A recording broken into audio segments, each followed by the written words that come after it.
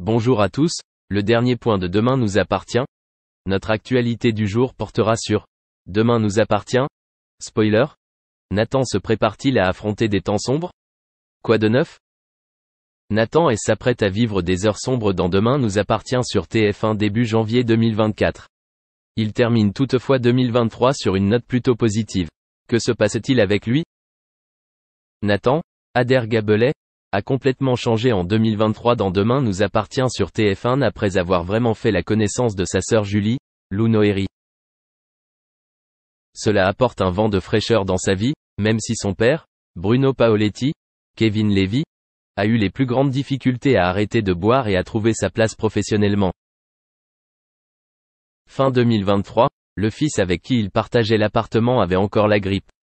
Cependant, tout s'arrange enfin lorsque Nathan apprend que Bruno n'est pas le voleur recherché par la police. Cependant, en janvier 2024, Nathan a falsifié son identité.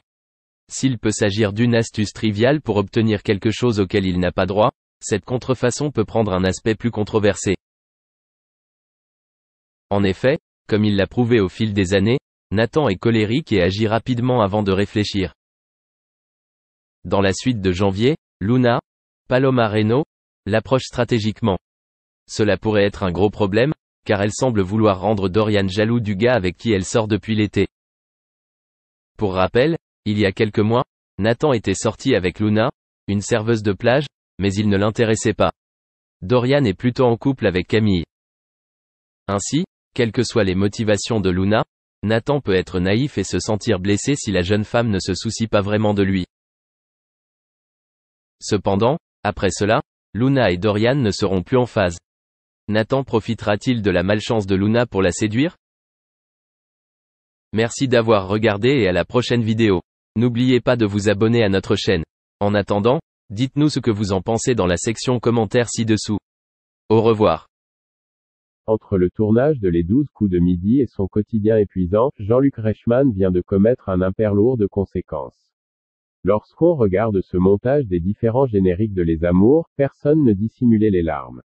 Le montage a évolué, mais le principe est le même. En effet, lorsque France Télévisions a annoncé l'arrêt de ce programme mythique, tout le monde a cru à une mauvaise plaisanterie. Rapidement confirmée par son présentateur Bruno Guillon, la nouvelle fait l'effet d'une bombe sur les réseaux sociaux. Pourtant, ce n'est pas le seul à avoir le cœur brisé. Jean-Luc Reichmann va lui rendre hommage par 2 fois. Et pour cause, il connaît bien le concept pour l'avoir orchestré pendant plusieurs années. Retour sur une aventure exceptionnelle, plein de rebondissements. Sur la toile, Jean-Luc Reichmann partage souvent ses souvenirs et ses meilleurs moments en télévision. Certes, la plupart du temps, il aborde ses rencontres et ses fous rires pendant le tournage de son jeu Les 12 coups de midi. Il faut dire que vu la qualité des champions, il a raison de se vanter d'être à la tête de ce programme. Or, à cause de son caractère empathique, il ne peut pas s'empêcher d'avoir un pincement au cœur à l'idée de savoir que les Amours ne seront plus là à la rentrée. Entre 1995 et 2000, c'est lui qui récoltait les confidences de ces couples pas comme les autres.